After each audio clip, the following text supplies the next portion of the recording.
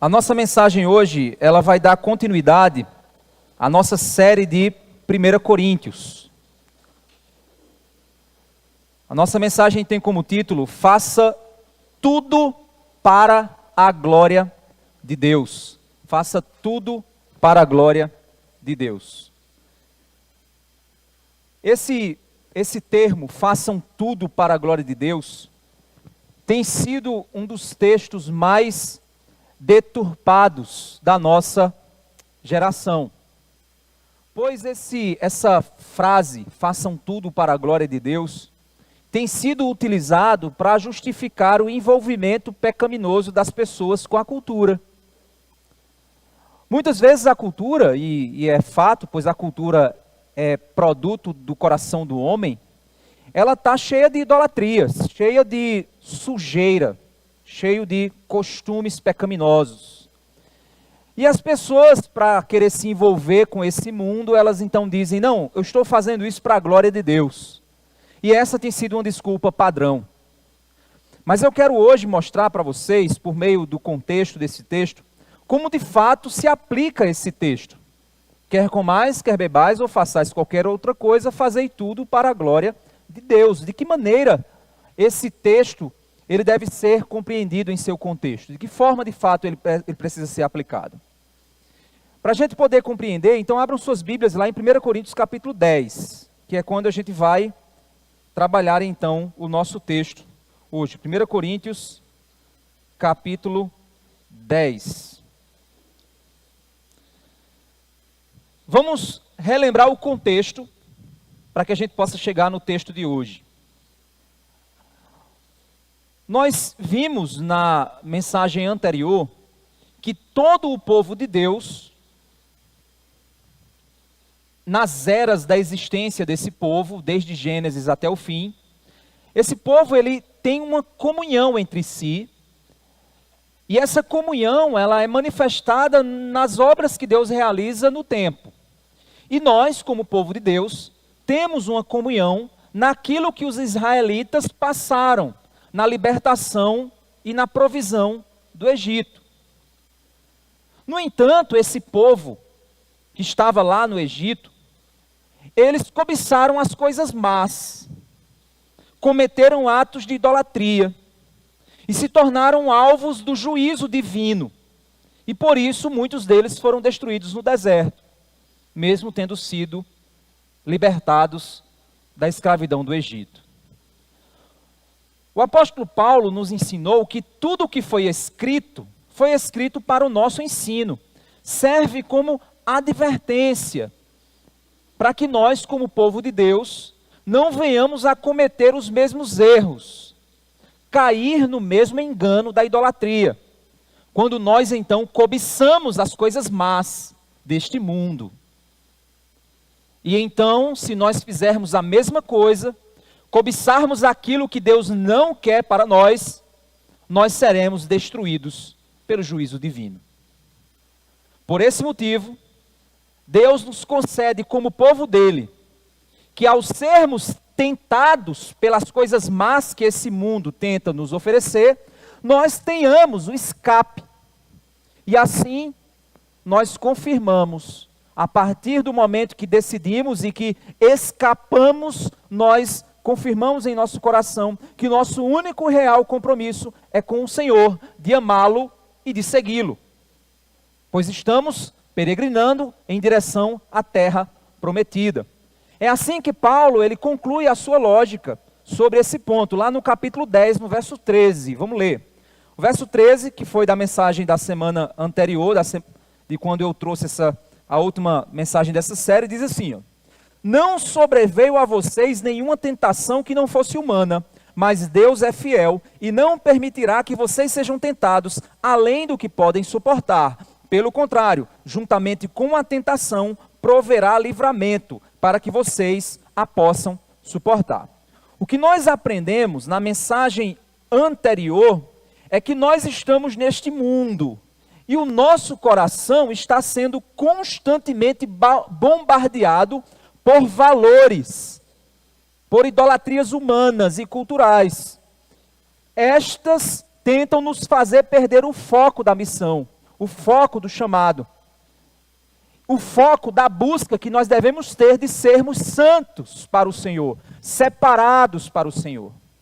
O que devemos buscar é sempre que os nossos corações se comprometam de modo absoluto com a única adoração. Jesus disse, quando Satanás disse, se ajoelha e me adora e tudo isso te darei. Jesus disse, só ao Senhor adorarás e só a Ele servirás. O primeiro mandamento diz, não terá outros deuses além de mim. Então o que nós devemos buscar, e esse exercício do músculo da nossa fé, é que o nosso coração, esse músculo espiritual, tenha um único lugar de adoração. A adoração ao Senhor Jesus Cristo. Que possamos em nossa geração sermos testemunhas do que Deus faz com os seus adoradores. Testemunhas aos outros que olham para nós, possam ver a nossa diferença do que eles são, e não a nossa semelhança com as nações vizinhas. É por isso que tem um texto muito conhecido que Deus diz, sejam santos, pois o Senhor é santo. Sejam santos, pois o Senhor é santo. É nesse contexto, então, que o apóstolo Paulo, depois do verso 13, ele começa o verso 14, afirmando no início do verso o seguinte: portanto, meus amados, fujam da idolatria. Portanto, meus amados, fujam. É como um leão solto na rua. É como um criminoso que fugiu da cadeia. É como um perigo iminente de uma guerra que estoura. Fujam. Corram. Fujam da idolatria. Porque ela vem até você. Ela vem à sua procura. Ela vem para tirar do seu coração a adoração que só deve exclusivamente ao Senhor. Ela vem para vender ilusões, para apagar a sua fé, para desviar o seu coração, tirar a sua alegria, esfriar você na caminhada e no fim te matar. Fujam da idolatria. Paulo, então, afirma, começando a lógica seguinte, dizendo, portanto, fujam da idolatria. Por quê? Paulo então vai nos ensinar. O verso 15 ao verso 17, ele vai dizer o porquê.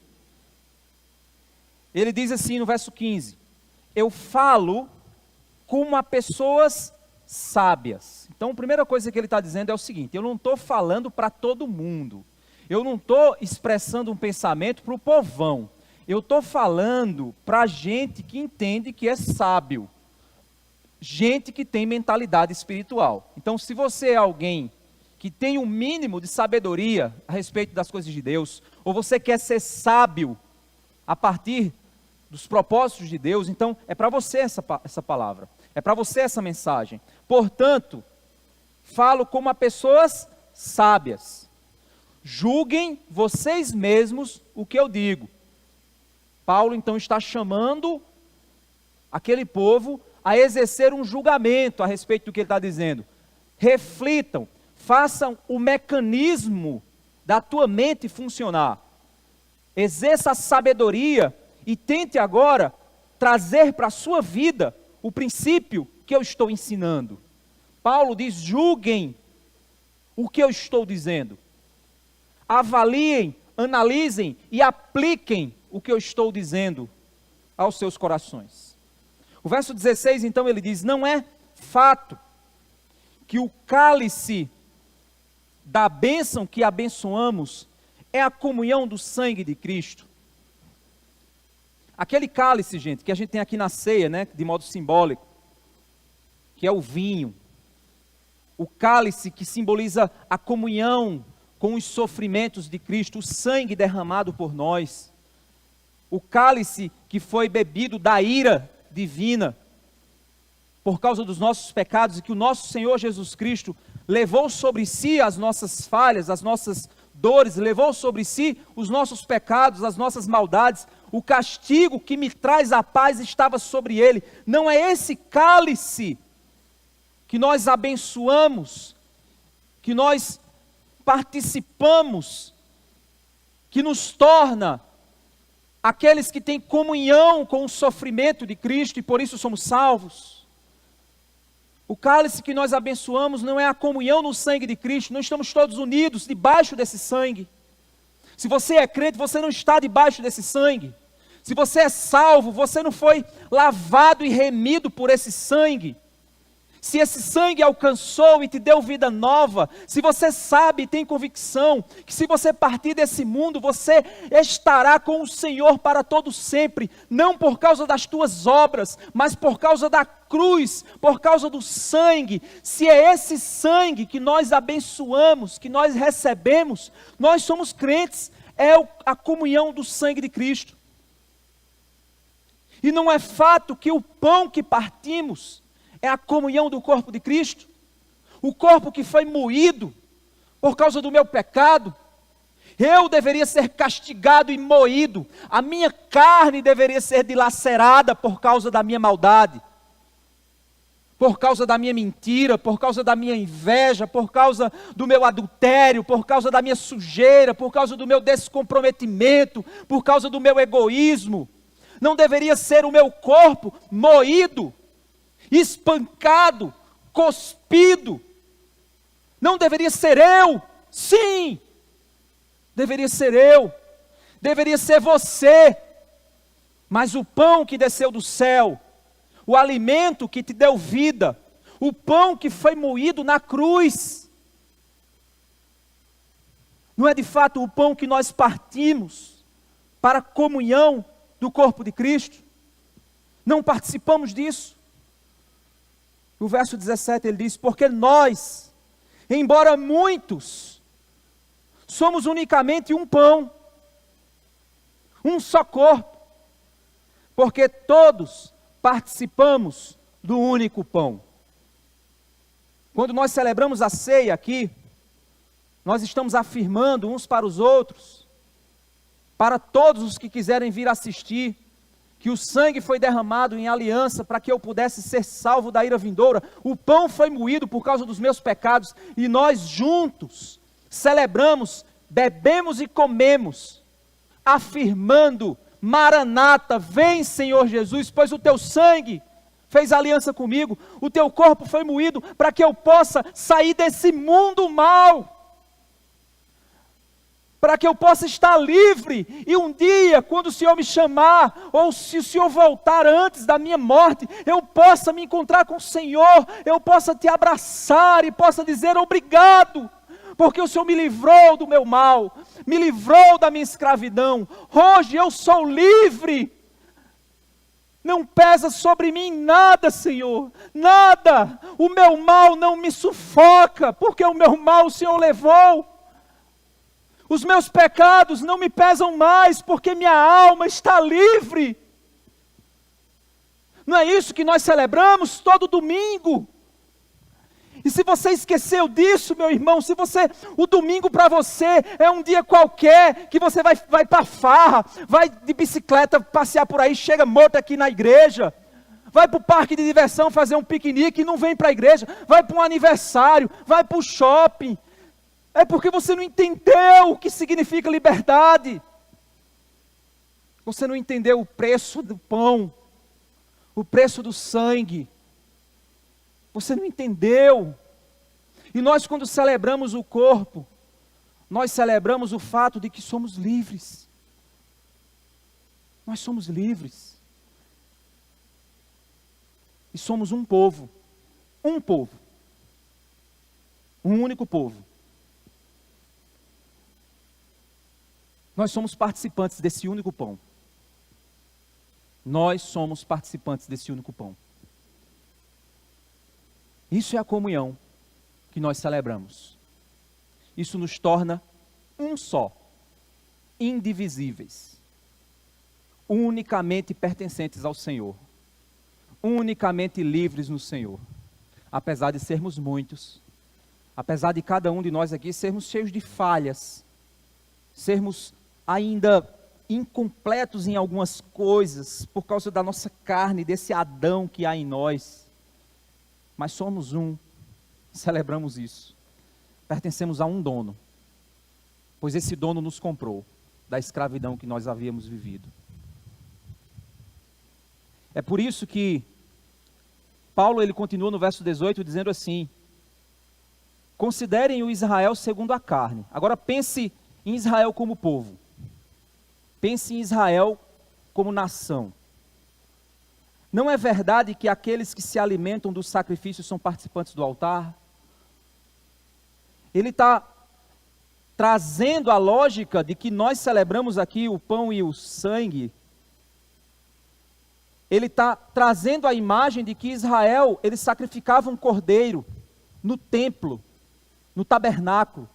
E naquele sacrifício, o sumo sacerdote, quando realizava o sacrifício e matava o cordeiro, fazendo o seu sangue derramar sobre o altar, o sumo sacerdote, diante de toda a nação, estava dizendo: esse cordeiro foi morto por causa dos seus pecados. E todos os que estavam ali, diante do altar, participando daquele ritual de sacrifício do cordeiro, todos estavam se identificando com o cordeiro. Todos estavam dizendo: nós somos aquele cordeiro que foi sacrificado. Ele está nos substituindo, porque um dia virá o Cordeiro de Deus que tirará todo o pecado do mundo. E nós, como nação, olhamos pela fé para o Cordeiro que virá, o Messias prometido, o Cristo. E aí Paulo está afirmando que toda a nação se identificava e todo o cidadão olhava para o mesmo Cordeiro, para o mesmo sacrifício e participava igualmente da mesma comunhão, da mesma intenção. Aquilo tornava todos um único. Igualava todo mundo na mesma condição, assim como todos aqui se igualam, na mesma condição quando estamos na ceia do Senhor, cada mês que realizamos, o povo de Israel também, no sacrifício do Cordeiro, participava do mesmo altar. O verso 19, então, ele continua dizendo: o que quero dizer com isto? Que o que é sacrificado ao ídolo é alguma coisa, e aí ele faz uma mudança interessante aqui, porque ele traz a sombra do sacrifício, mas agora ele pontua que outros sacrifícios existem. Existem outros cultos. A gente estava conversando ali antes, na nossa reunião de oração, com a diretoria, né, que a gente toda semana ora pelo culto. A gente estava comentando que dia de domingo é dia de culto, para todo mundo. Se você passar domingo de manhã, tem um bocado de caba cultuando uma bola. Passa um domingo de manhã, tá os cabas cultuando a bola. Pode ser que alguns tenham até compromisso com as igrejas dele, mas eles não, ali é o culto deles. Tem que fazer aquilo ali, senão a semana dele não tem graça. É um Deus que ele adora, é um culto que ele presta. Não estou dizendo que você não possa jogar sua bola, que você não possa correr sua corrida, se você não possa andar de sua bicicleta, você não possa visitar a sua família. Você pode fazer tudo isso. O problema é quando o seu compromisso com isso se toma o compromisso do culto a Deus. Toma o compromisso mais importante da sua semana. Aquilo que existe até uma lei para isso, que é óbvio que a gente não é povo de Israel, a gente não guarda sábado.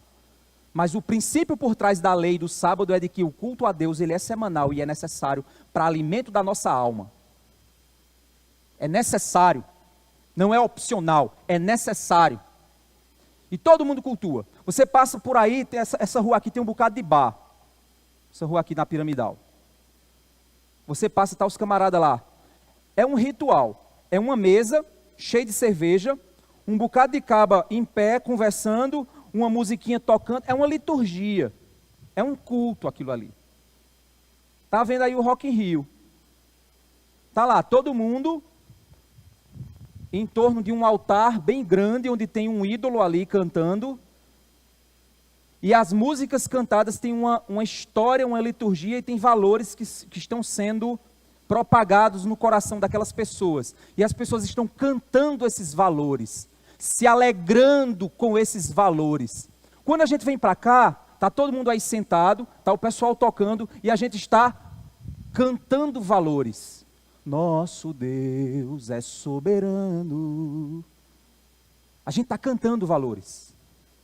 É a mesma estrutura litúrgica. A diferença é quem é o centro e a intenção daquele culto.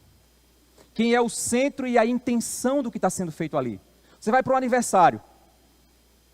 Está todo mundo ali também prestando um culto ao aniversariante. Em que sentido?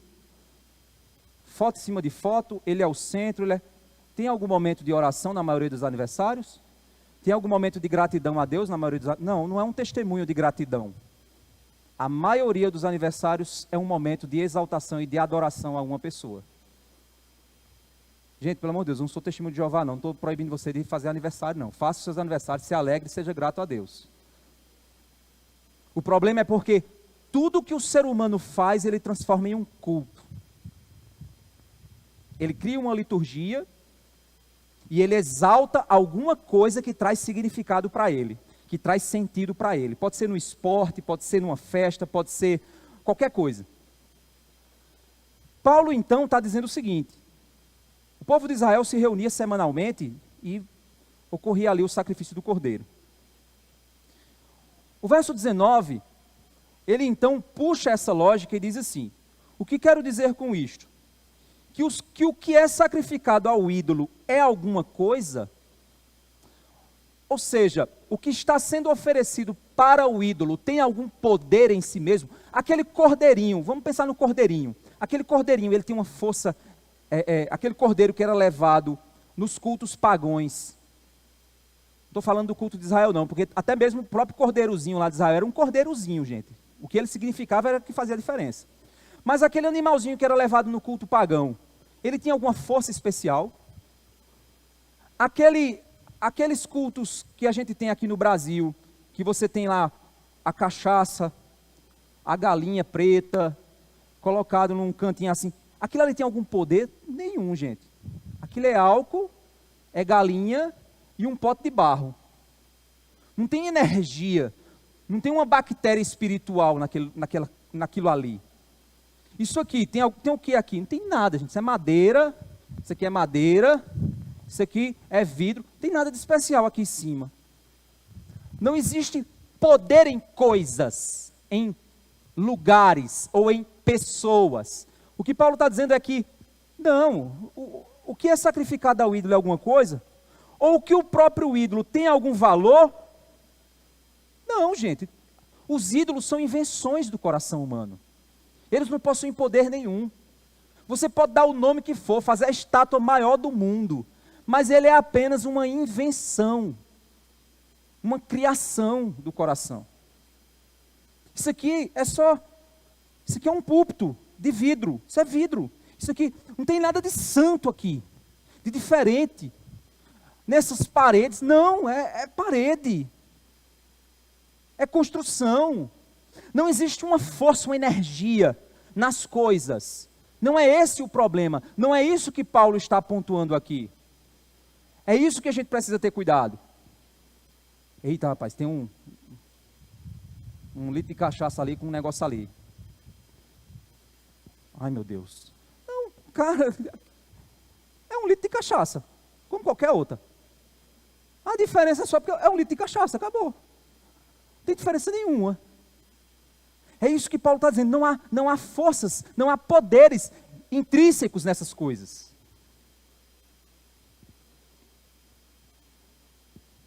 O verso 20 ele diz, não, ele responde enfaticamente, não. Digo que as coisas que eles sacrificam são sacrificadas a demônios e não a Deus.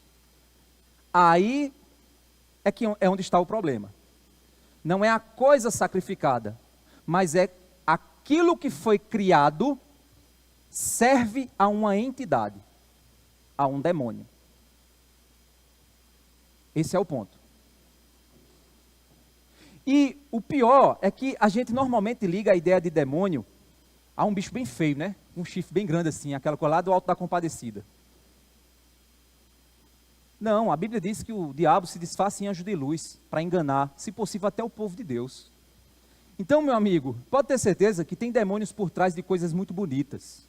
Aqueles worships bem lindos, não é todo worship não, viu? Mas está lá na igreja com um worship bem lindo, uma musicalidade perfeita, um ambiente extremamente espiritualístico, mas aquela igreja está adorando demônios. Mas eles falam de Jesus 20 vezes. Mas o que está por trás daquilo ali são doutrinas de demônios. Existe adoração a demônios ali. Sabe por que eu estou falando isso? Para te impactar mesmo. Porque a gente tem esse preconceito de achar que você só vai ter adoração a coisas demoníacas com coisa bem feia, bem esquisita. Pois eu digo a você que se você acha que aquele litro de cachaça, quando tem um demônio ali, pode ter certeza que tem muito demônio sendo cultuado dentro da igreja evangélica, viu, gente? E que o cara ainda falando que é Jesus. Pode ter certeza. Muitas vezes as pessoas estão sacrificando coisas que Deus nunca pediu. Fazendo coisas que Deus nunca mandou. E acreditando em coisas que Deus nunca falou. Então, de onde vêm os pedidos? De onde vêm os sacrifícios? De onde vêm as ideias? A não ser aquilo que o apóstolo Paulo fala de doutrina de demônios. Que se disfarçam em anjos de luz para enganar até o povo que se acha de Deus. O próprio Jesus disse que algumas sinagogas se tornaram sinagogas de Satanás, lá em Apocalipse. Tem muitas igrejas que se tornaram sinagogas de Satanás, que deixaram de muito tempo ser a igreja de Jesus. E ele continua dizendo aqui, verso 21, verso 20. As coisas que eles sacrificam são sacrificadas a demônios e não a Deus. E eu não quero que vocês estejam em comunhão com os demônios. Olha só, gente. Paulo está dizendo que existem coisas que cultuam aquilo que não honra a Deus. As coisas que estão sendo cultuadas, na realidade, não têm poder em si mesmas. Mas as ideias que estão ali por trás são doutrinas de demônios. Estão levando pessoas ao engano.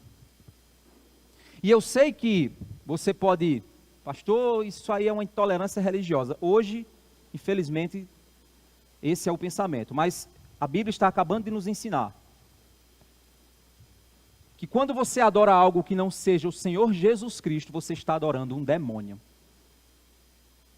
Vou deixar muito claro isso aqui. A Bíblia está nos ensinando em 1 Coríntios capítulo 10, que quando você se sacrifica, ou adora algo, ou ora, ou reza, ou pede a algo que não é Jesus Cristo, é a demônios que você está fazendo o seu pedido.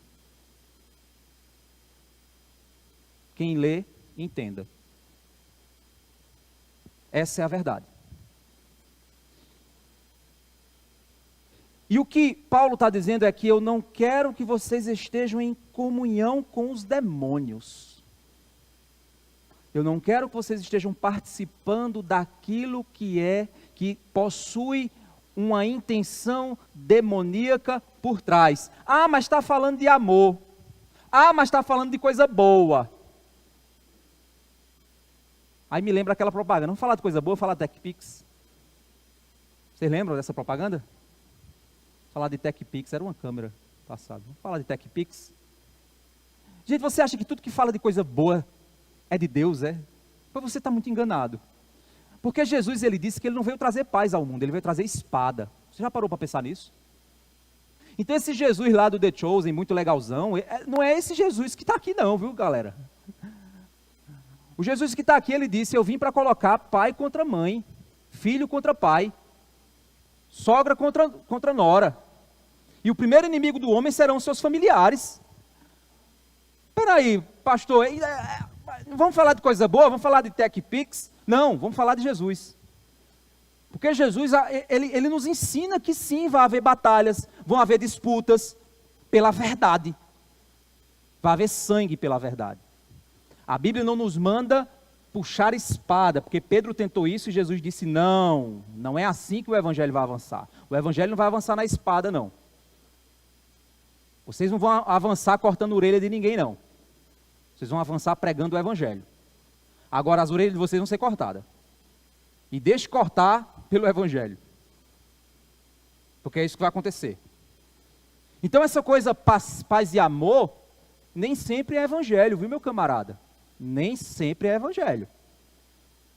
Às vezes você está envolvido ou se envolvendo com coisas que possuem intenções demoníacas, mas com a aparência de muito amor, de muita tolerância, de muita, é muito lindo. Não, meu querido. Talvez você esteja cantando aí, Lucas, lembra, né? We are the world. We are the children. Talvez você esteja lá, eu vou pegar as crianças da África. Mas peraí, calma. Qual é o foco do evangelho? Qual é o foco da pregação? Qual é o foco da mensagem? O que essa mensagem me levará a fazer? É essa a missão da igreja. É esse o culto que nós prestamos. É esse o foco.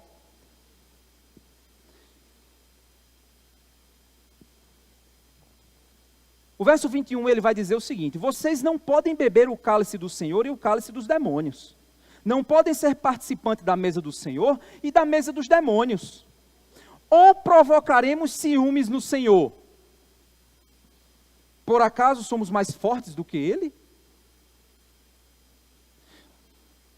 Meus irmãos, vocês que estão aqui, às vezes eu fico com um coração bem pequenininho, quando eu vejo alguns irmãos aqui compartilhando coisa de pastora.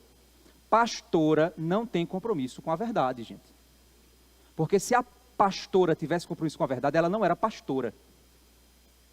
Então não escute uma pastora. Ponto. Vixe, que coisa dura, pastor. É duro mesmo, a verdade é dura, gente. A verdade é dura. Está lá o David, um banquinho, falando coisas lindas para você. Não escuta o cara, ele é um herege. Ele é um falso profeta. Ele está interessado em ganhar seguidores, ele não está interessado em pregar o evangelho, não está interessado em falar o que você quer ouvir, não o que você precisa ouvir. Eu estou interessado em falar o que você precisa ouvir, porque até em falar essas coisas com transmissão aqui, eu estou botando minha cabeça a prêmio. Graças a Deus que o nosso país ainda não mata profeta, porque se fosse eu já estava na linha. Mas essa é a verdade, gente. Cuidado com quem tu escuta. Cuidado com o que você... Abre sua casa para entrar. Não, é um profeta de Deus vai entrar na minha casa. É profeta de Deus mesmo, o cara que tu está deixando entrar na tua casa? É comprometido com a verdade aquela pessoa que tu está compartilhando o que você viu dela? Ou será que você não está dando ouvidos a um falso profeta, que Deus vai cobrar de você? Não está participando de um culto a demônios, com pessoas interessadas apenas no seu próprio ventre? Será que não é? Vamos colocar ciúmes no Senhor? Vamos provocar a ira dele? Somos por acaso mais fortes para entrar numa queda de braço com Deus? Porque eu não estou disposto a isso não. Eu não sei você. Não, mas é tão bom, a mensagem ela me fez bem. Mas é de amor, tudo que é de amor está válido. Não, meu camarada. Não. Lá em João diz, se alguém vier ter convosco e não trouxer esta doutrina, nem o saudeis. Eita que João intolerante. É a verdade. É a verdade das Escrituras. Hoje a maioria dos influenciadores, os jovens influenciadores de internet, é tudo a galera da teologia gente boa. Os caras estão tudo, não, vamos conversar, vamos dialogar, vamos construir pontes. O cara constrói ponte com lobo, a ovelha construindo ponte com lobo, depois o lobo vem e devora ela. Mas não, tem que construir pontes. Mas um lobo, cara. Você vai construir ponte com lobo? Não. Mas ele virou vegano. Vai confiando que o lobo virou vegano? E senta lá com ele. Vai dando o teu ouvidinho, o teu coraçãozinho para ele, para tu ver o que é que ele vai fazer depois. Ele vai devorar você, meu camarada. E a preocupação do apóstolo Paulo é que você não se contamine. Você não se deixe ser levado. Seja desconfiado mesmo. Não sei se tem gente aqui que é mineiro. Mas o mineiro, eu morei em Minas por 2 anos. E realmente o mineiro era um povo desconfiado mesmo. E eles estavam muito certos. Para você chegar na casa do mineiro e entrar na casa do mineiro, você demorava. Tem que fazer uma amizade muito... Por isso que o pessoal diz que o mineiro é desconfiado. É verdade. E eles estão certos. Nós do Nordeste... a gente abre as portas, entra aí, é de Deus, é? É de Deus? É para falar de Jesus, pode vir. Pelo amor de Deus, não, meu amigo.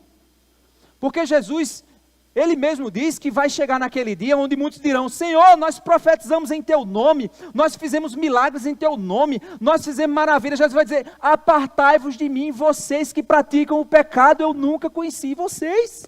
Mas a gente está conhecendo eles tudinho. Dando ouvido a eles todos. Sem fazer o mínimo de esforço para tentar entender se aquilo é doutrina de Deus ou não. Se aquilo está me conduzindo à idolatria ou não. Se aquilo está afagando o meu ego ou não. Porque se você vem para essa igreja aqui, eu tenho certeza que muitas vezes quando você vem, você sai daqui, tem uns irmãos que dizem assim, pastor, eu já apanhei um bocado. Aí eu fico pensando assim, rapaz, qual é o prazer o cara vir aqui para apanhar? Mas nós não precisamos ser confrontados? Se está certo, nós afagamos. Se está errado, nós confrontamos. Essa é a verdade. E eu quero ver, se eu estou seguindo o texto bíblico, eu quero ver aonde é que Paulo vai começar a afagar os coríntios aqui. Eu quero ver aonde. Se Paulo está combatendo pecado. Mas hoje, para encher a igreja, eu fico afagando o povo. Escolhendo mensagem que não vai falar de pecado. Escolhendo mensagem que não vai confrontar ninguém, porque é mais fácil. O caixa da igreja vai aumentar, se eu fizer isso. Mas será que esse é o compromisso? Será que isso de fato é o que Deus nos chama a fazer na adoração? Se nós chegamos aqui para adorá-lo, eu não sei aqui, espero que não, mas pode ter gente aqui que gosta de escolher menu de pregador. O que é o menu de pregador? Vai estar fulano de tal na cidade, dia tal. Eu vou lá porque eu gosto de fulano de tal e da mensagem dele. Aí na outra semana o cara vai para outra igreja. Aí na outra semana o cara vai para outra. Aí na outra ele vai para outra. Aí ele fica assim, fica pulando. Por quê? Porque ele fica escolhendo o que ele quer ouvir. Ele não é ovelha que está sendo pastoreada. Ele pastoreia a si mesmo a partir do que ele quer ouvir. Por quê? Porque ele quer que os ídolos do coração deles sejam afagados. Ele quer que os ídolos do coração deles não sejam confrontados. E aí quando você confronta o ídolo do coração do cabo, o cabo fica com raiva e vai embora. Só que Paulo está afirmando claramente aqui, cuidado com a idolatria, porque a idolatria mata a tua fé, sufoca a tua alma e tira o brilho que Jesus tem. Porque Jesus, ele é maravilhoso. Se você não consegue ver o quão maravilhoso Cristo é porque os ídolos estão te cegando. Se você não anseia pela presença de Deus como a coça anseia pela água, meu irmão, tem alguma coisa errada com você. Se o teu coração não queima um dia por encontrar-se face a face com o Senhor Jesus, tem algo errado com você, meu querido. Você ainda não viu o brilho do ouro, porque quando você vê o brilho do ouro, você não vai querer mais nenhuma outra coisa nesse mundo. As outras coisas vão até fazer assim, bora, bora. Mas você vai dizer, não. Você vai até fazer assim, não. O meu compromisso é com Cristo. É Ele que eu quero, é Ele que eu almejo, é Ele que eu desejo. Por isso que eu sou mineiro, desconfiado com tudo.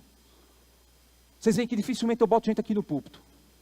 Porque eu sou desconfiado com tudo. Não, mas fulano é um pregador, um mega pregador, fala coisa... Aí eu fico só olhando assim de longe. Aí eu olho para a vida do cara. Eu digo assim, eu vou ver se tem um lobo ali. E é interessante que vai passando o tempo, você vai percebendo. Você vai percebendo a quantidade de profissional da fé, transvestido de pastor, falando o que o povo quer ouvir. E caindo nas graças das multidões. Porque eles não falam o que o povo precisa. Por isso que o nosso compromisso é que você não caia em uma queda de braço com Deus. Não caia numa queda de braço com Deus, que você vai perder. Não desperte a ira do Senhor, você vai perder. O verso 23 ele vai dizer o seguinte. Aí é outra frase muito conhecida. Todas as coisas são lícitas, mas nem todas convêm. Todas as coisas são lícitas, mas nem todas edificam. Tudo me é lícito, ou seja, eu como crente sou livre. Me é lícito porque eu sou livre em Cristo. Algumas coisas não têm poder de me controlar ou escravizar. O sangue de Cristo tem poder. Mas será que me é edificante? Será que me edifica? Me é lícito, mas será que não vai me desviar da verdade aquela coisa que eu quero participar, que eu quero assistir, que eu quero ouvir, que eu quero ver? Será que edificará mesmo? Será que produzirá crescimento e amadurecimento em Cristo quando eu me envolvo com certas coisas? Será que com o passar do tempo não estarei me deixando ser levado pouco a pouco por um padrão de vida ou estilo que apenas me deixará infrutífero do Senhor?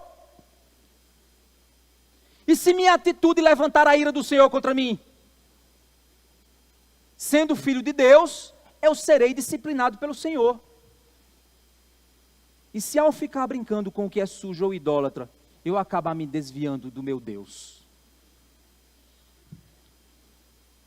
É lícito, mas me edifica? Será que minha liberdade me permite participar de coisas que não me edificam? Mas será que o pior é que, por eu me envolver, eu não posso estar pecando contra outros? Aí vem outro ponto. Será que o meu pecado não é contra mim, mas é contra outros? Levando outros mais fracos na fé a cair? Vamos aqui relembrar o que Paulo já ensinou para a gente? Volta lá um capítulo 8.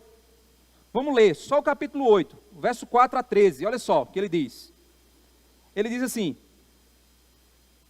quanto a comer alimento sacrificado a ídolos, sabemos que o ídolo por si mesmo nada é no mundo, e que não existe, e que não há senão um só Deus.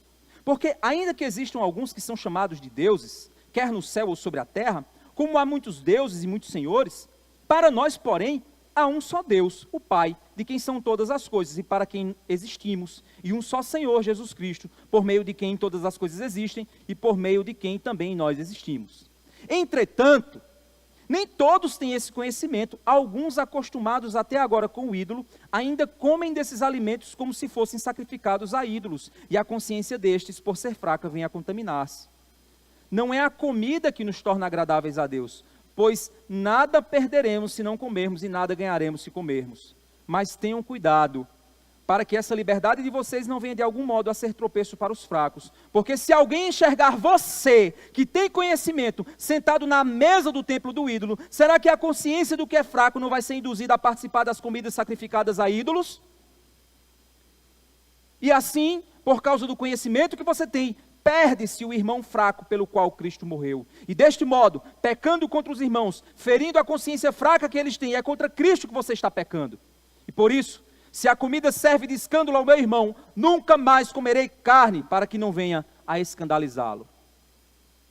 É nesse contexto, irmãos, que Paulo nos fala, lá, voltando lá para o verso, ele diz assim, verso 24, é nesse contexto que Paulo diz: ninguém busque o seu próprio interesse, e sim o do seu próximo. Paulo diz: olha, não me edifica, me é lícito, mas não me edifica. Não somente isso, me é lícito, mas não edifica o meu irmão, não vai contribuir para a fé de outra pessoa, então eu não vou fazer, eu não vou participar, eu não vou me envolver. O verso 24, quando ele diz: ninguém busque o seu próprio interesse, e sim o do seu próximo. A sua fé não deve existir para si mesmo, meu querido. A sua fé existe para alimentar e para prover a outros. Essa fé que visa somente o seu próprio bem-estar é uma fé egoísta, ela não é a fé cristã. A fé cristã é uma fé de esvaziamento, é uma fé que eu me preencho quando eu me esvazio,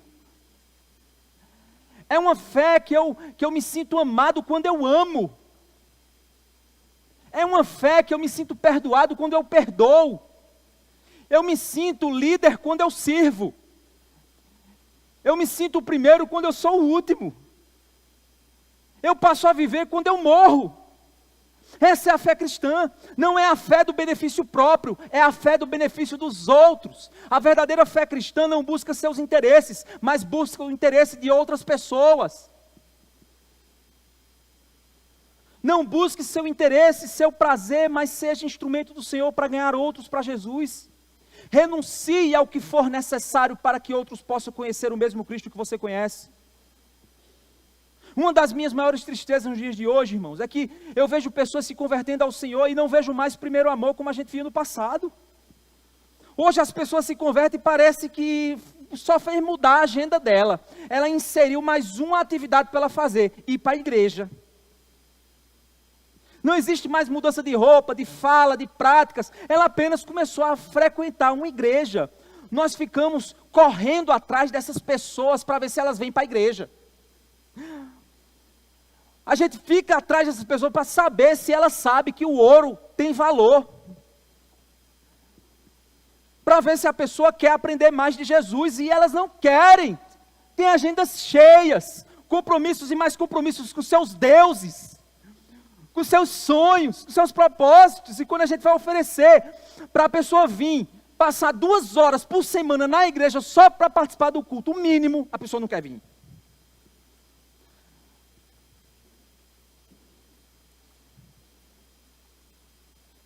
Eu me pergunto se de fato tem acontecido mesmo conversões no dia de hoje.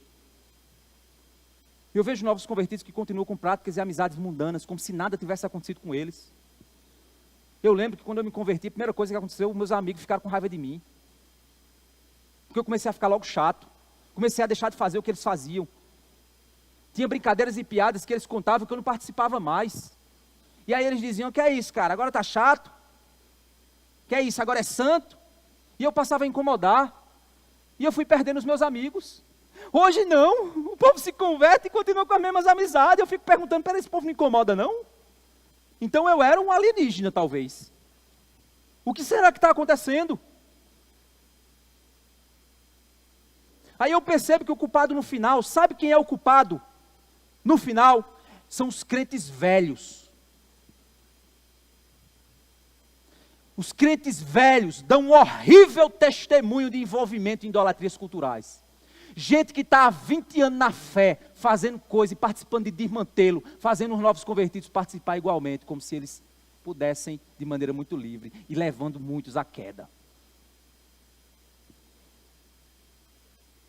Envolvimento em idolatrias culturais, modismos mundanos. Os que são fracos na fé caem, porque eles não têm força para lidar com algumas coisas, pois afinal de contas eles acabaram de sair desse mundo. Meus irmãos, crentes velhos, crente velho, sabe o que é crente velho? Deixa eu dizer para você, se você tem mais de 5 anos de caminhada cristã, você já é considerado um crente velho. Eu vou botar aqui um número só para te ajudar. Se você tem mais de 5 anos de fé, você já é um crente velho. Você, crente velho, que tipo de testemunho você tá dando aos crentes novos? Porque a maioria dos crentes novos hoje não querem seguir o testemunho do pastor aqui não, ou dos diáconos, ou de alguns líderes que querem se comprometer. A maioria dos crentes novos vai para aquele que é da galera, aquele que é desenrolado. O crente velho desenrolado é muito atrativo para a maioria dos crentes fracos e novos convertidos. E isso tem produzido uma geração medíocre de crente. Uma geração medíocre. Sem espiritualidade, sem santidade. Você que é novo crente, de 5 anos para baixo, deixa eu dizer uma coisa para você, meu querido. Olhe para um crente de verdade e siga ele como modelo.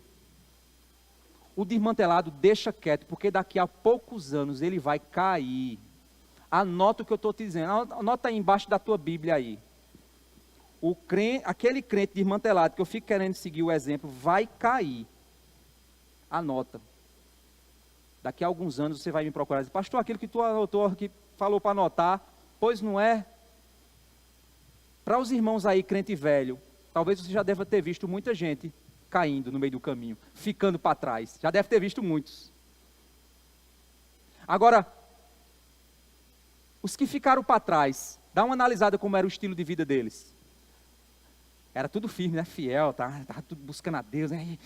Era assim? Faz a nota, começa a anotar aí, começa a lembrar, começa a puxar da mente. É assim, gente. O envolvimento com idolatria, ela vai fazendo isso. Ela vai nos enfraquecendo, ela vai nos desviando, ela vai nos esfriando, até que ela nos derruba. Foi isso que Paulo disse, que por isso muitos ficaram no deserto. Porque eles começaram uma queda de braço com Deus, e eles perderam. Eles perderam. Se você é crente, que talvez esteja frio agora, meu irmão, aqueça seu coração. Clame ao Senhor, chore por misericórdia. Chore por misericórdia, diga: Senhor, me traz a alegria que eu tinha, Senhor, quando eu vinha para a igreja, Senhor. Me traz aquela alegria, Senhor, que eu tinha quando eu pegava a Bíblia para ler de manhã. Traz aquela alegria, Senhor Deus, quando eu me preparei para o meu batismo, Senhor. Traz aquela alegria quando eu tomei minha primeira ceia. Devolve para mim, Senhor, devolve, tem misericórdia de mim, Senhor. Clama, meu irmão, antes que você fique prostrado no deserto. O domingo é culto a Deus, a gente está aqui cultuando, aí tem gente lá fora conversando. Na hora do culto. Às vezes até a liderança vai ali para fora e fica no corredor conversando. Na hora do culto.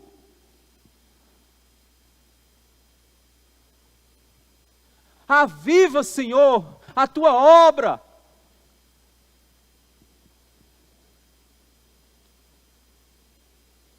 Como é que então eu devo me portar nesse mundo idólatra? Olha o verso 25 e 26. Comam de tudo o que se vende no mercado, sem questionar por motivo de consciência, porque do Senhor é a terra e a sua plenitude. Vamos lá, olha só que interessante, gente. As carnes sacrificadas a ídolos aconteciam nos templos pagãos. E essas carnes sacrificadas, elas eram vendidas depois no açougue. Então, ocorriam festas familiares, festas do trabalho, festas civis, e aí as carnes eram compradas, e tinham pessoas que compravam carnes que eram oferecidas porque eram carnes mais santas, e aí aquela carne era levada para aquela festa. E aí Paulo está dizendo o seguinte: olha, como de tudo que se vende no mercado, sem questionamento algum por motivo de consciência. Ou seja, coma, sabe por quê? Porque aquilo é carne, gente. Coma, é carne. Coma, é carne. Sabe por quê? Porque do Senhor é a terra e toda a sua plenitude. Tudo pertence a Deus. Não existem coisas impuras em si mesmos. Carnes, lugares, pessoas. Não existe uma energia podre nas coisas. Um tipo de bactéria espiritual que se eu tocar eu vou ser amaldiçoado. Ah, meu Deus, eu vou pegar agora uma mandiga em mim porque eu toquei. Não tem isso, gente. Não tem essas energias nas coisas. Pastor, bota a mão na minha cabeça que eu vou ser curado. Pelo amor de Deus, você vai encher de... Minha mão tem bactérias. Se eu espirrar lá, aí botar a mão, tu vai ficar doente. Tem energia aqui não, gente. Tem não. Não é assim que funciona. O verso 27, ele diz assim, ó. Se alguém que não é crente convidá-lo para comer e vocês quiserem ir, comam de tudo que for posto diante de você, sem questionamento algum por motivo de consciência. Então vai lá, o teu chefe te convidou para a festa na casa dele. Aí você foi. O teu chefe lá de Coríntio. Você foi. Aí ele botou lá um bife bem grande assim, na sua frente. Você vai comendo lá. Se foi sacrificado, se não foi, vai lá comendo. Não tem problema nenhum. Tem problema nenhum. Não pergunta nada, porque assim, eu não estou sabendo de nada. Não estou sabendo de nada. E vai aproveitando lá, principalmente se for picanha. Vai lá. Aí, no verso 28, ele vai dizer o seguinte, ó. Porém, se alguém disser a você, isso é coisa sacrificada a ídolo, não comam, por causa daquele que deu a informação e por motivo de consciência. Olha só que interessante. Aí tem um amigo teu que é crente novo convertido. Aí o caba está lá, no meio da festa lá. Meu Deus, olha, está passando uma carne aqui. Jesus, eu já comi essas carnes, ofereci essas carnes aos deuses. Meu Deus. Aí quando olha para tu, tá tu lá, com a faca na carne. Aí o caba, ei, bicho, isso aí é oferecido. Ei, beleza, tranquilo. Você vai ficar triste porque o caba te avisou, né? Mas não come, cara. Não come. Por quê? Por causa da consciência de quem te advertiu. Porque na cabeça daquela pessoa, aquilo vai te fazer mal. E aí você pode até dizer para ele, não, não faz mal não. Mas a relação que ele tem com aquilo é diferente da que você tem. Eu vou explicar melhor. Isso é difícil para a gente entender no nosso contexto atual. Mas deixa eu explicar um pouco melhor. Por exemplo, era muito comum os convites para comer em casas de pessoas ricas. E os cristãos poderiam ir sem problema nenhum para esses convites dessas festas nas casas dos ricos. Eles, nessas reuniões, não deveriam ficar preocupados com a bactéria espiritual que tinha nas carnes. Eles não tinham que ficar preocupados com isso. Por exemplo, hoje a gente tem reuniões familiares, aniversários, festas infantis, confraternizações do trabalho, formaturas e etc. A gente não tem essas coisas? Tem. A gente não tem festas do trabalho a Baal, não. A gente não tem essas coisas, mas a gente tem essas festas, esses momentos ali. Aqui ele não está falando de festas mundanas, ou ambientes que reúnem pessoas para orgias, pecados, cultos pagãos. Não, ele não está falando disso. Coisas associadas a esses lugares. Ele não está falando isso. Ele não está dizendo que você tem que ir lá no Parque do Povo. Participar de coisas que nos associam a cultos de demônios é expressamente proibido. A gente já viu isso. É expressamente proibido. Eu não tenho que estar sentado na mesa da idolatria participando, porque senão eu vou pecar contra o meu testemunho. A gente já viu isso de maneira clara. Por isso a gente vai no Parque do Povo de São João, porque aquele lugar é um culto à carne, é um culto à diversão pecaminosa, à sensualidade. Está todo mundo muito bem vestido lá, não está? Com roupas extremamente compridas. É um culto aquilo ali. Existe uma idolatria associada àquilo ali. Não é a idolatria do santo, porque pelo amor de Deus, o povo não pensa mais nem em São João. Quando a pessoa vai para lá, não está pensando em São João, eu vou cultuar o meu santinho favorito. Não, ele não está interessado em nada disso. Ele vai por outro motivo. Se sim, então meu compromisso é com a imagem de Cristo em mim, com a firmeza da fé que eu posso levar. Então, se eu participo daquilo, e eu caio na fé, é uma questão minha. Eu estou participando de algo que Deus disse, não participe, você vai ser levado à queda. E a gente viu isso na mensagem passada. Por isso que é tão perigoso, gente. Não é somente a minha participação. Às vezes eu posso estar lá numa determinada comemoração do meu trabalho, um ambiente bem carregado, e eu estar lá no meu cantinho. O problema hoje, sabe o que é? É quando eu posto essa miséria. Porque quem está do outro lado da mídia não sabe se tu estava no forrozinho. Não sabe como é que tu estava. Então o cara vai olhar e vai dizer, fulano estava ali no meio da farra. Ele não está entendendo que tu está numa festa de trabalho, que tu estava sentado no cantinho, no teu cantinho lá, todo esquisito, feito um alienígena. Ele não viu isso. E aí vem a grande coisa, por que você postou? Talvez para mostrar que, estou aqui, estou na top aqui, sabendo que você não participou, mas para passar uma imagem que vai ferir teu testemunho. Isso não é conveniente. É por isso que então, voltando para o contexto do que ele ensina, no 10:27 ele diz, se alguém que não é crente, convidá-lo para comer, olha o 10:27. Se alguém que não é crente, convidá-lo para comer, e vocês quiserem ir, comam de tudo que for posto diante de vocês, sem questionamento por motivo de consciência. Porém, e aí ele diz, por motivo de consciência, o que isso significa? Ele vai explicar. Porém, se alguém disser a você, isso é sacrificado a ídolo, não comam por causa daquele que deu a informação, e por motivo de consciência. E aí ele diz, consciência digo, não a sua propriamente, mas a do outro. Pois por que a minha liberdade deve ser julgada pela consciência de outra pessoa? Se para mim aquilo não vale nada, por que que outro é quem tem que dizer para mim se vale ou se não vale? Se eu participo com gratidão e eu sei que aquilo não tem força sobre mim, por que que eu sou criticado por aquilo que eu agradeci? Se outra pessoa está vendo que eu estou participando. Quando ele me adverte a respeito do perigo da idolatria, eu tenho que atentar para a consciência de outras pessoas. Quando alguém me diz que algo foi sacrificado, fazendo um alerta, e porque aquilo tem certa importância na mente de quem advertiu, Isso me mostra mais uma vez o risco das mídias sociais. Porque quando eu posto ou eu publico algo meu pessoal, que para mim não tem problema nenhum, eu posso pecar contra alguém que aquilo tem problema. E a pessoa pode me associar a coisas que eu não deveria estar associado. A ideias que eu não deveria estar me associando em minha fé.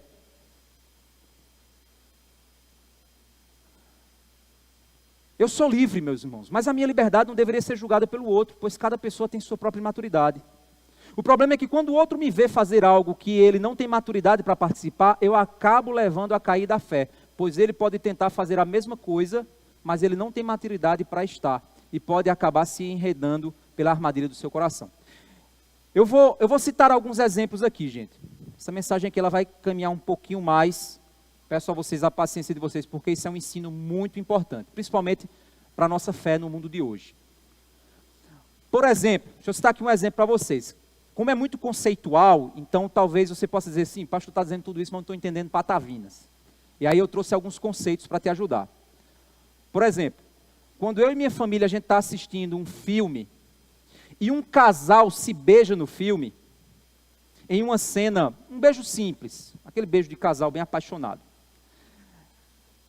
A gente vê aquilo ali, tá nem aí. Samantha dá uma risada e bota a mão no olho. Para ela, aquilo gerou um impacto. E a gente foi percebendo que à medida que ela foi crescendo, ela fazia assim, ó. Opa, peraí, por que ela quer continuar vendo? Para mim, aquilo não faz diferença nenhuma. Mas o coraçãozinho dela tem uma curiosidade que talvez não seja bom. Não sei se você está começando a entender o que eu quero dizer. O que ocorre é que a consciência dela não tem a devida resistência para ignorar determinadas coisas, despertando uma curiosidade que talvez não seja boa. O coração dela, com certeza, assim como muita criança, acaba sendo levada a querer ver. A sentir algo que diz assim, não, deixa eu ver um pouquinho mais. O que esse casal faz depois do beijo? O que é que acontece? A mesma coisa acontece com o adolescente que vê a mesma cena, mas o coração dele reage de maneira diferente. Vem aquele sonho do primeiro beijo. Como é que a gente casado reage? Acabou o gás. Ei, vai comprar o... Não é assim?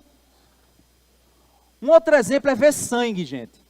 Tem gente que consegue ver sangue sem problema algum. Enquanto tem gente que tem uma certa sensibilidade e acaba até vomitando quando vê sangue. Alguns conseguem lidar bem com certa questão, enquanto outros reagem de maneira diferente. Nesse contexto, eu não posso julgar a pessoa que tem lá incapacidade de ver sangue, porque depende da sensibilidade que ela tem àquele assunto. É como a sensibilidade que minha filha mais nova tem àquela cena que eu falei para vocês. É diferente. Um outro exemplo. E agora eu vou fazer os jovens aí terem nojo dos seus pais. Vamos lá.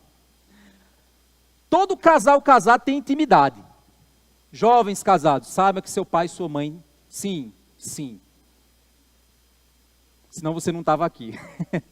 Você não teria nascido. Para eles é normal pensar a esse respeito. Mas para você pensar nos seus pais, homem, pelo amor de Deus, para com isso, pastor. Por exemplo, quando a gente é homem casado e a gente está conversando sobre algum assunto a respeito de sexo no casamento com outros homens, um papo sério, viu gente? Estou falando de coisa ruim que até crente não tem que estar falando. Mas, por exemplo, quando a gente está conversando com homens casados, falando sobre o assunto de sexualidade, chega um rapaz jovem, a gente precisa mudar o assunto. Porque para nós que somos casados, aquele assunto está sob o controle. Para aquele jovem, aquele assunto vai despertar coisas que não é o momento para ele estar pensando. É isso que Paulo está dizendo. Tem coisas que para pessoas a sensibilidade é de um jeito, para outras é de outro. Eu devo respeitar a sensibilidade que o outro tem a determinadas questões. Porque se eu extrapolar a sensibilidade que o outro tem, eu posso levar o outro a se envolver em algo que vai derrubá-lo. Eu vou conversar sobre determinados assuntos, chega um jovem e eu continuo falando. Quer nem saber. E o jovem, meu Deus, nunca viu nada da vida, só fica imaginando, aí começa a imaginar mais bobagem. Começa a ser ativado na cabeça dele aquilo que é indevido para aquele momento da vida dele. Então, sim, eu estou pecando. Por exemplo, aí aqui eu quero fechar com esse exemplo. Você está em uma festa de confraternização do trabalho. Gente, eu já participei dessas festas, meu Deus, tem cada festa aqui, só a misericórdia de Deus. Ou uma festa de formatura, aí também tem desmantelo nessas festas. Aí outros começam a dançar um forrozinho. Aí você vê que tem gente casada dançando, gente solteira dançando e muita gente se esfregando. Usando aquele momento para rebolar, se expor com sensualidade. Aí você olha para sua esposa e diz assim, a gente não é casado? Não tem problema não, a gente é crente casado, vamos lá. Você pensa assim, se você for crente modernete, você vai pensar logo assim. Não, bora, somos casados, não tem problema nenhum para dançar um com o outro. A gente não está aqui, a gente está só entre nós. Mas aí surge um problema. Você está associando sua imagem a algo que as pessoas estão usando para expressar a sua sensualidade. Muitos não vão levar em consideração que você é casado, mas vão pensar que você é igual a eles. Você está no mesmo desmantelo que eles. Eles não vão olhar e vai dizer, não, mas é porque na realidade ele está envolvido naquilo ali, mas na realidade ele é casado. Ele está respeitando o matrimônio, ele está... Não, eles não vão pensar nisso, eles vão dizer assim, rapaz, o cabo é do mesmo pacote, é do mesmo desmantelo. Ele está igual a todo mundo ali. E aí você tem um crentezinho que você estava evangelizando no trabalho. E o cara acabou de se converter. E o cara era aquele tipo que ia para as farras, para flertar, para pegar mulher. E aí ele vê você lá. Aí ele diz, oxi, eu também vou, meu amigo. Não tem problema nenhum. Fulano é crente mais velho e está fazendo, eu não tenho problema em fazer. Só que ele vai ter outra relação com aquilo ali. Ele vai associar a outra coisa. E ele vai ser levado a cometer erros. Esse mesmo princípio se aplica a tudo hoje. Pessoas que eram escravas de algo, e ver você fazer coisas que elas eram escravas, leva elas a práticas das antigas escravidões. Quantas pessoas crentes de hoje não querem se separar do mundo e têm levado outros a serem derrubadas? O que isso tem a ver com comunhão com ídolos? Esse é o ponto, gente. Quando a gente está em determinadas festas ou eventos, a maioria das festas e eventos tem ali presentes elementos culturais que estão ligados a ídolos, ligados a coisas que levam pessoas a pecar. Então eu tenho que me desassociar disso. É claro que quando a minha empresa organiza uma festa de confraternização, ele não está ali idolatrando ninguém, mas ali dentro tem elementos que vão levar pessoas à idolatria. Tem elementos culturais que vão levar as pessoas ao pecado e eu não posso participar e não posso me associar. Então eu fico fazendo o quê? Eu fico no meu cantinho lá. Fazendo social, oi. Quando todo mundo começa a beber, porque é assim, festa de empresa é assim, o povo começa a beber, depois de uma hora ninguém mais conhece mais ninguém. Aí é a hora de você ir embora. Já está todo mundo lá sem saber nem quem era o chefe, quem é o empregado. Já está até pedindo aumento para o diretor. Aí você, é a hora de eu partir daqui. Fui lá, o pessoal, beleza, e fui embora. O pessoal vai dizer, bicho esquisito, danado. Não, você respeitou aquele testemunho que você tinha que dar. Agora vamos ver do verso 31 ao 1. Agora vai fazer sentido o contexto para vocês. Portanto, se vocês comem ou bebem, ou fazem qualquer outra coisa, façam tudo para a glória de Deus. Não se tornem motivo de tropeço nem para judeus, nem para gentios, nem para a igreja de Deus. Assim como também eu procuro em tudo ser agradável a todos, não buscando o meu próprio interesse, mas o de muito, para que sejam salvos. Sejam meus imitadores, como eu sou o imitador de Cristo. Fez sentido agora para você?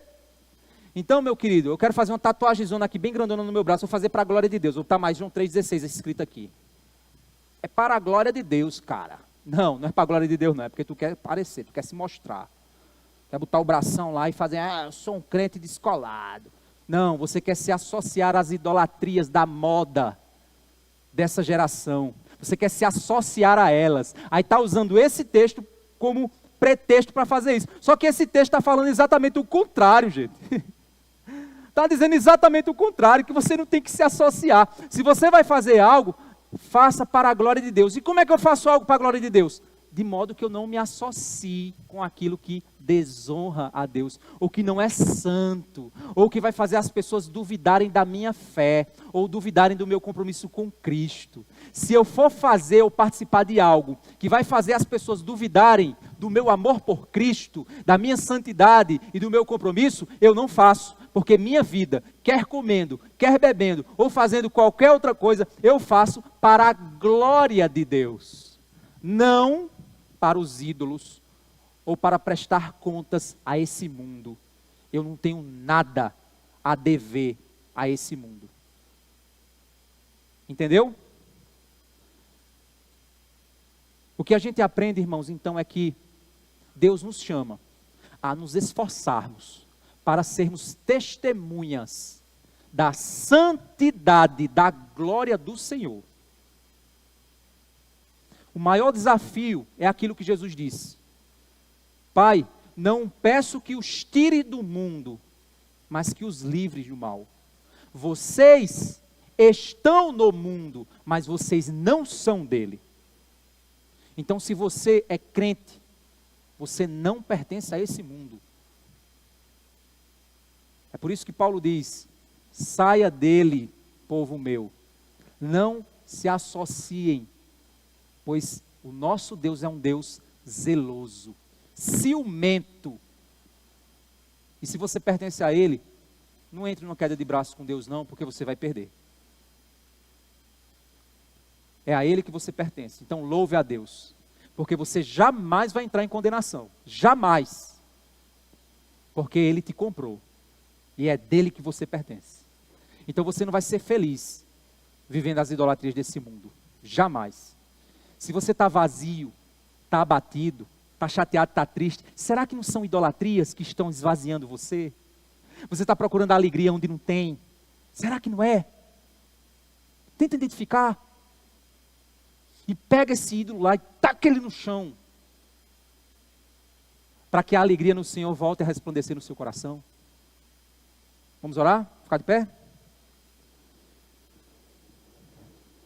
Gente, eu digo a vocês que essa mensagem, essa de hoje foi bem difícil, viu? Porque os conceitos aplicados por Paulo aqui são bem complexos. Se alguém ficou com dúvida sobre o que foi tratado aqui, quiser perguntar, pode mandar mensagem para mim.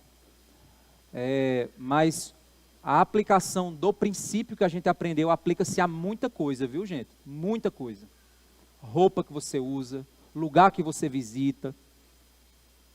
Deixa eu citar aqui um exemplo, antes da gente orar. A mensagem já terminou, viu?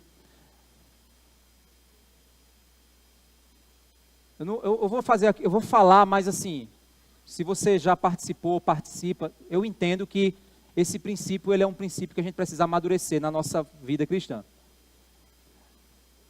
Se você participa de academia em que tem aula de dança, você se sente bem quando se põe algumas letras que diz que você tem que fazer determinadas coisas e o teu professor fica dizendo: bora galera! E você está lá, a crentona no meio do povo, dançando lá na boquinha da garrafa. Está lá. Ah, não tem problema. Será? Minha esposa se inscreveu na academia e aí ela foi participar e disse: ah, amor, essa academia é boa e tal. Aí começou umas aulas, né? Aí umas músicas legais e tal. Aí começou a desmantê-la. Ela disse: ah, amor, pelo amor de Deus, o professor botou uma música lá, eu virei e fui embora. Disse: não, isso aí não. Porque tem aquele negócio de step, não sei o quê. Mas, gente, pelo amor de Deus, tem lugares que são... não dá para você aguentar. Hoje você vai para uma academia, meu Deus, você fica olhando para o chão. Esse chão tem de chão. Se você fazer assim, ó, porque pelo amor de Deus, está ficando cada vez mais difícil. E você encontrar um lugar bom, está ficando cada... Em São Paulo criaram uma academia de crente, de tão problemático que o negócio está. Eu acho que não é essa a solução também não, gente. Mas está ficando difícil a coisa. O problema é porque a gente não tem mais a sensibilidade de dizer assim: rapaz, esse lugar não é bom para mim. Eu vou procurar um outro lugar que seja melhor. Ah, esse lugar é melhor, mas esse horário não dá para mim. Eu vou procurar um outro horário. Você se preocupa com isso? Eu me preocupo com isso. Eu me preocupo. Ah, pastor, então você tem que determinar uma regra agora para a igreja. Não, eu não quero determinar regra para ninguém, gente. Aqui a gente não tem isso. Eu quero ensinar princípio. Você vive de acordo com o princípio.